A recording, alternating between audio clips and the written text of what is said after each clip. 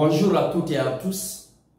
Vous êtes toujours avec votre page Ecofin Flexible TV. Ici, nous mettons en avant les investissements, les business, l'ensemble des activités génératrices de revenus pour nous permettre d'avoir la liberté financière. Aujourd'hui, nous allons faire la différenciation entre la bourse et le trading. C'est une question qui revient très souvent dès que vous commencez à parler des marchés financiers, de l'investissement en bourse ou du trading.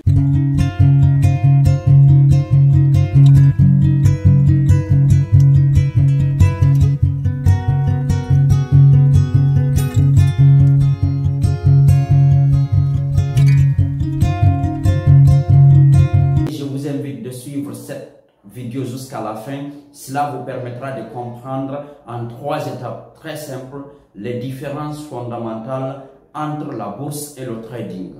La première étape, nous allons parler de la notion de la possession. La deuxième étape, la notion du temps. Et la troisième étape, la notion de l'effet de levier.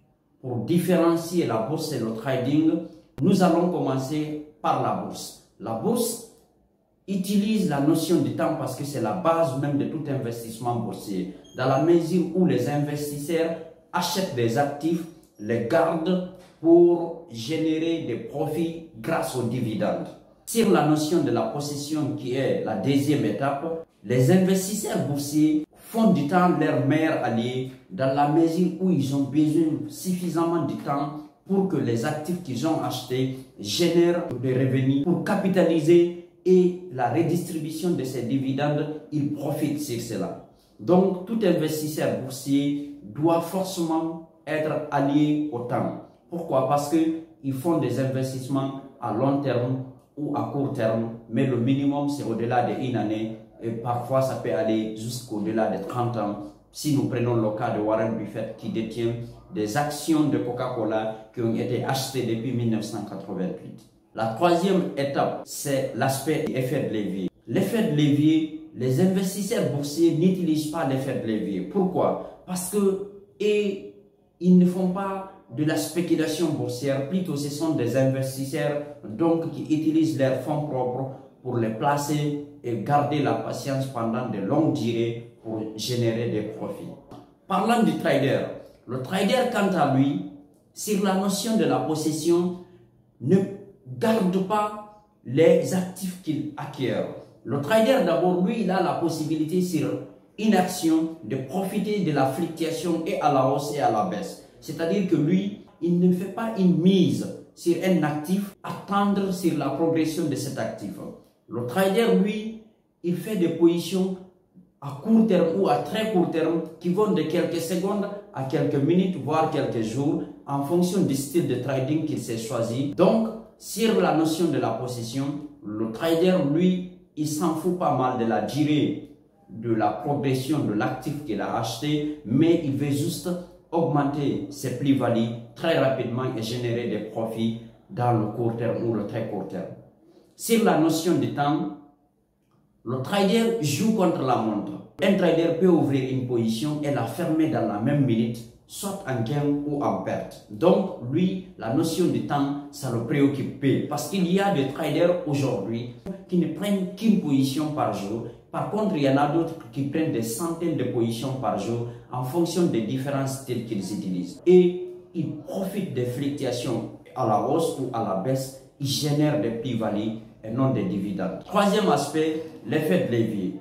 Les traders font appel à l'effet de levier. Pourquoi? Parce que ce sont des spéculateurs boursiers, c'est-à-dire ce sont des gens qui font de la spéculation, qui tentent de profiter des mouvements, que ce soit à la hausse, que ce soit à la baisse, gagnent des profits ou subissent des pertes. Pour la question de savoir entre la bourse et le trading, qu'est-ce qui est mieux, tous les deux visent la même finalité, c'est la recherche de plus-value, c'est la recherche de profit, c'est pour augmenter son capital personnel ou son capital professionnel. Tous les deux se valent, ça dépend du concept ou des fonds du départ. Mais pour tenter de répondre à cette question, il est beaucoup plus facile pour quelqu'un qui n'a pas assez de capitaux de débuter en tant que trader mobiliser des capitaux et en ce moment diversifier son portefeuille, donc garder un portefeuille dans le compte de trading et prendre une partie de son portefeuille, faire de l'investissement boursier, donc du placement à plus long terme. Comme ça, dans le temps, vous pouvez être rapidement rentable, vous pourrez détenir de l'argent, mais avec seulement l'investissement boursier de 10% annuel, il est très difficile de progresser rapidement à moins que vous augmentez le capital d'investissement mois après mois, année après année, jusqu'à ce que vous ayez un montant, un capital consistant et on frappe les 10% annuels sur ça. Ça pourra vous rapporter au bout de 10, 15, 20 ou 30 ans.